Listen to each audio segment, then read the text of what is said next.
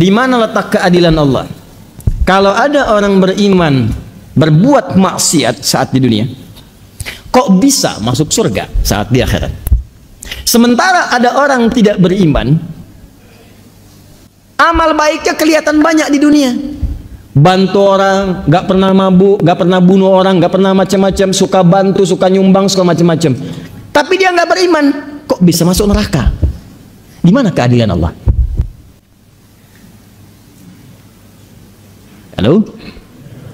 Pernah dengar pertanyaan ini? Itu pertanyaan itu kalau muncul sekarang itu sebetulnya pertanyaan yang telat. 15 abad yang lalu sudah ada pertanyaan serupa. Jadi kalau ada yang bertanya seperti itu, terima kasih Bu, Pak, pertanyaan bagus sekali. Itu diantara sekian pertanyaan Anda yang paling bagus untuk saat ini. Cuman memang agak telat pertanyaan ini. 15 abad yang lalu sudah ada yang bertanya seperti Bapak dan Ibu. Nah, siapa yang bertanya itu? Sayyidah Aisyah Ummul Mukminin radhiyallahu taala anha bertanya kepada Nabi, ya Rasulullah, itu si fulan belum beriman, tapi amal baiknya kelihatan banyak banget, suka bantu, suka nyumbang, suka ini, suka itu. Nanti di akhirat masuk surga enggak? Anda tahu, begitu pertanyaan itu muncul, yang turun langsung surah dengan namanya Al-Furqan. Ayat yang ke-23. Tuh. Ya, kalau Anda nggak belajar nih isi-isi di Quran, kadang-kadang tuh logika semacam ini kalau iman kita lemah itu bisa langsung jatuh seketika. Dan ketika jatuh pada titik nol itu mudah diarahkan kemanapun. Banyak orang di brainwash kemudian, jadi pindah kemana aja. Bahkan nanti bisa keras, bisa kasar, bisa tembak orang, bunuh orang, kerjain ini, kerjain itu. Yang tadinya baik tiba-tiba bisa jadi bermusuhan, bisa jadi macam-macam. Itu hati-hati. Wa qadimna ila ma 'amilu min 'amalin faja'alnahu haba'an manthura. Quran surah ke-25 ayat 23. Dilihat sini. Saya berikan dulu petanya, gambaran singkatnya. Kita tinggal di mana sekarang? Di bumi. Oh. Kenapa? Oh, ya sudah. Kalau sudah tidak ada harapan untuk kehidupan di bumi, maka saya sarankan pindahlah ke Bekasi. Karena banyak sekali harapan di Bekasi. Harapan indah, duta harapan, sampai ujung harapan.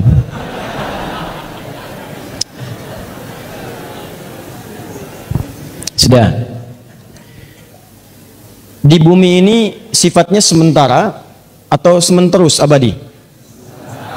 Karena itu sifatnya disebut dengan dunia namanya.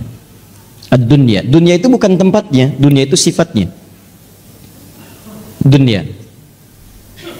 Di tempatnya ardun, tempat yang dipijak. Kita terjemahkan karena kita memijak bumi, maka terjemahkan dengan bumi. Sifatnya disebut dengan dunia dari kata dana yadnu dunuan wa dunyaan.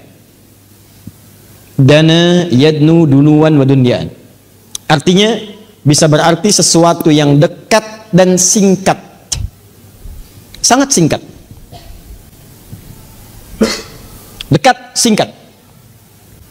Wadanal jannataini, dan nanti saat masuk surga Anda bisa mendapatkan semua kenikmatan dekat sekali. Pengen anggur sambil bertelekan, petik.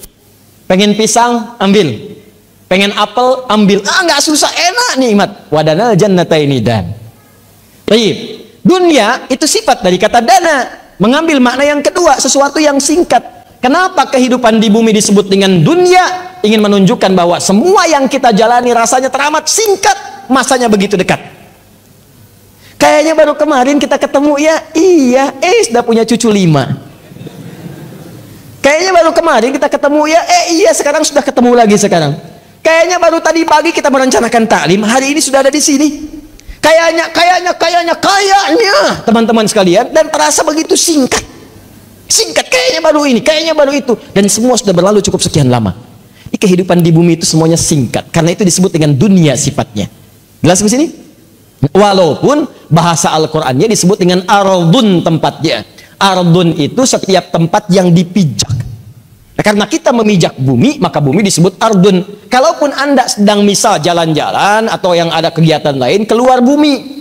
Misal saya tahun depan mau liburan ke bulan, Nah, begitu Anda menginjak bulan, maka bulan pun menjadi ardun. Ardun, bulannya bahasa Arabnya komarun. Komar itu bulan, badrun itu purnama. Coba ketika Anda keluar dari bumi memijak bulan dan menetap misalnya dalam beberapa waktu di situ, maka ketika Anda pijak itu menjadi ardun bagi Anda. Kalau sudah jadi ardun, maka tetap berlaku hukum zikir kepada Allah Subhanahu wa taala. Inna fi khalqis samawati wal ard wa ikhtilafil laili wan la ayatil liulil. Siapa ulul albab itu? Alladzina yadhkuru qiyaman wa qu'udan wa 'ala. Di walaupun Anda ke bulan, ke tempat lain misalnya, Anda berpijak, maka tidak mengurangi nilai zikir Anda kepada Allah Subhanahu wa taala. Saya contohkan bulan karena sudah ada orang yang pernah menginjak bulan. Ya, menurut sejarah. Siapa dia? Neil Armstrong, so lagi? Aldrin, ya ada 3 orang. Yang ketiga? Selamat namanya. Selamat ya. Armstrong dan Aldrin menginjak bulan dengan selamat. Ya. Nah, ini singkat. Ditulis. Masya Allah. Catatnya. Gak ada dalam sejarah itu. Baik. Pertama, Armstrong. Kedua, Aldrin. Ketiga, selamat. Dan jadi jangan main-main kalau sedang di bumi, sudah jangan main-main, itu singkat. Ingat, kita itu begitu singkat dan kita celakanya, kita tidak tahu kapan kita pulang. Ini masalahnya. Dan mungkin saja bisa terjadi kapan yang tidak kita kehendaki. Malam ini bisa, besok bisa, kita tidak tahu kapan pulang. Kalau Anda sudah merasa yakin akan pulang, akan meninggal dan begitu singkat, maka orang cerdas pasti akan menyiapkan bekal untuk pulangnya. Kita jangan main-main lagi. Ya, ibadi, kata Allah dalam hadis qudsi, ibadi khalaqtuka lil ibadati fala tal'ab. Hambaku, aku ciptakan kau itu untuk banyak ibadah, jangan banyak mainnya. Wa ma khalaqtul jinna wal insa illa liya'budun. Wa qasamtu laka rizqaka fala tat'ab. Dan kamu mesti yakin aku telah tentukan kadar rezekimu, jangan terlalu lelah. Kerja ini hanya untuk mengumpulkan. Aku udah bagi, kamu berikhtiar, kamu dapat. Kamu mendekat kepada saya untuk ibadah, saya berikan keberkahan dan luaskan rezekimu. Kamu tinggalkan saya untuk mencari dunia, maka saya akan buat kamu sibuk dalam urusan dunia. Kamu merangkak mencari dunia, sibuk. Malam mikirin dunia, sore mikirin dunia, siang mikirin dunia. Dan kata Allah, saya pastikan kamu pun tidak akan meraih lebih daripada apa yang telah aku tetapkan untukmu. Di bawah secapek Anda pun dapatnya cuma segitu juga. Jangan terlalu banyak mainnya. Nah, jadi ketika Anda tinggalkan ini, bumi, pindah kemudian di satu tempat persimpangan, alam pemisah, disebut dengan barzakh. Barzakh itu pemisah. Bainahuma barzakhul la yabghiyan. Nah, kemudian tempatnya disebut dengan kubur. Afala ya'lamu idza bu'thira ma fil kubur. Nanti dari sini pindah kemudian ke akhirat. Di akhirat ini secara cepat baru kita bicara surga dan neraka. Surga dan neraka. Tengah-tengahnya ada Araf. Jadi kalau kita ingin bicara surga dengan neraka, fokus baik-baik, maka tempat yang dibicarakan bumi atau akhirat? Saya ulang. Di bumi ada surga tidak? Tidak. Ada neraka tidak? Tidak. Nah, di mana ada surga? Di akhirat. Kan pertanyaan tadi, kenapa dia tidak masuk surga, yang lain masuk surga? Berarti Anda sedang bicara hukum akhirat, bukan sedang bicara hukum dunia. Jelas? Nah, dalam kaidah mengatakan, di setiap tempat yang berbeda pasti memiliki hukum yang tidak sama. Jangankan masalah akhirat, di bumi saja kalau tempatnya beda, hukumnya tidak sama. Toilet Lebak Bulus akan beda dengan toilet Kampung Rambutan. Di sini bayar 1.000, sana 2.000. Parkiran sini 3.000, parkiran sana 4.000. Anda ke GGP dengan Grand Mall, jangan harap kemudian bayarnya sama. Saya dari GGP bayarnya segini, kenapa di sini beda? Kalau mau sama, Bapak parkir di Grand Mall sana. Bayarnya ke sini. Silahkan. Oh, itu baru hukum dunia. Maka apalagi ketika Anda akan bawa ke hukum akhirat. Kalau Anda ingin pindah ke tempat yang lebih hebat lagi, tempat yang lebih bagus lagi, maka jangan samakan dengan hukum yang pernah Anda dapati saat berada di bumi. Makanya jangankan hukumnya, benda-benda bumi pun gak akan dibawa ke akhirat. Makanya ketika seseorang kemudian wafat itu artinya meninggalkan bumi, meninggalkan dunia. Maka disebutlah kemudian telah meninggal dunia. Kenapa kalimatnya meninggal dunia? Orang sudah paham kok, wafat juga cukup wafat. Kenapa kalimat meninggal dunia dimunculkan? Maksudnya semua hukum-hukum dunia, bekal-bekal dunia akan ditinggalkan ketika dia meninggalkan tempat ini. Ayo, antum yang kumpulkan uang yang banyak, antum kumpulkan handphone yang banyak, yang paling canggih, kumpulkan mobil yang paling hebat, luaskan rumah antum, silahkan. Cuman saya kasih tahu dari sekarang, begitu antum meninggalkan dunia, antum akan meninggalkan semua yang antum banggakan itu.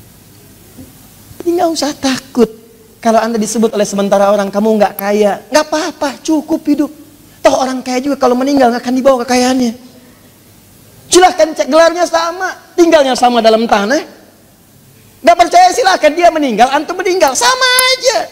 Nggak ada orang dikuburkan dengan mobilnya, dikuburkan dengan handphonenya, dengan rumahnya, dengan kebanggaannya, nggak ada. Kenapa? Karena yang dibawa ketika dia pulang ke tempat lain bukan bekal dunianya. Ini habis, tinggal. Apa yang dibawa ke akhirat? Yang dibawa itu bekal amal akhirat, bukan dunia. Jadi tidak adil kalau ada orang ke akhirat bawa bekal dunia, itu nggak adil. Yang adil itu siapkan bekal akhirat. Begitu kamu ingin ke sana, bawa bekal itu. Jelas? Nah sekarang persoalannya, apa bekal akhirat itu? Bekal akhirat itu cuma dua. Kalau ingin masuk surga, dua bekalnya. Satu iman, kedua amal soleh. Iman plus amal soleh. Ini caranya. Saya ulang. Satu iman, dua apa? Amal soleh. Buka Quran surah kedua Al-Baqarah ayat 25, paling kanan sebelah atas.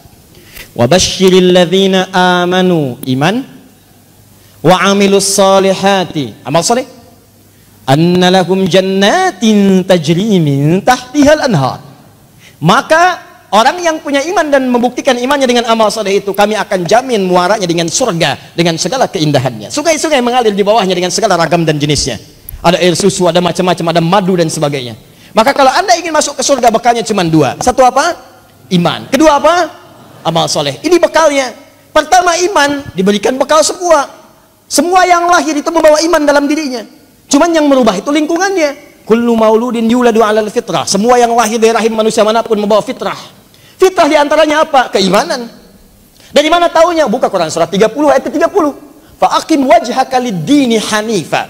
Hadapkan dirimu kepada din yang sesungguhnya, yang lurus, yang benar. Apa itu din? Islam. Tahu dari mana? Quran surah ketiga ayat 19. Inna dina indallahil Islam. Teruskan ayat yang tadi. Fa'aqim wajhaka lid-dini hanifa. Din Islam. Fitratallahi allati fataran nasa 'alaiha. Itulah fitrah yang Allah berikan pada setiap manusia. Dia orang itu semua lahir ada fitrah, fitrahnya itu beriman. Cuman sayang kata Nabi, kullu mauludin yuladu 'alal fitrah fa abawahu yuhawwidani aw yunassirani aw yumajjisani. Maka lingkungan abawa itu bukan cuma orang tua. Kadang orang tuanya muslim, disekolahkan di tempat yang bukan islami, terbawa, pindah keyakinan, iman hilang. Itu jadi masalah. Gaul di tempat orang yang tidak beriman, ke bawah, ngobrol diskusi ke bawah, pindah hilang keimanan. Itu bekal iman tidak ada, tinggal amal soleh. Apa bentuknya amal soleh? Nih, banyak. Setiap kegiatan kita berpeluang jadi amal soleh kalau dilakukan dengan iman. Contoh, mau duduk? Bismillah. Begitu saya duduk, itu kalimat bismillah ya, itu yang menjadikan duduk saya mendapatkan pahala. Itu yang disebut dengan amal soleh. Saya ulang ya, saya ulang. Fokus. Semua kegiatan di dalam Islam, dan saya pastikan kepada anda, saya mencoba untuk meneliti di beberapa yang lain, saya tidak temukan, cuma di Islam. Ya, ini kaidah kita. Jadi kalau ditanya bisa jawab, bukan dalam konteks merendahkan yang lain, tidak. Perhatikan baik-baik. Cuma di dalam Islam yang semua aktivitasnya itu bersanding dengan doa, dari mulai bangun tidur sampai tidur lagi. Silahkan cek. Bangun tidur kita ada doanya? Ada. Cek di tempat lain, anda tidak akan temukan.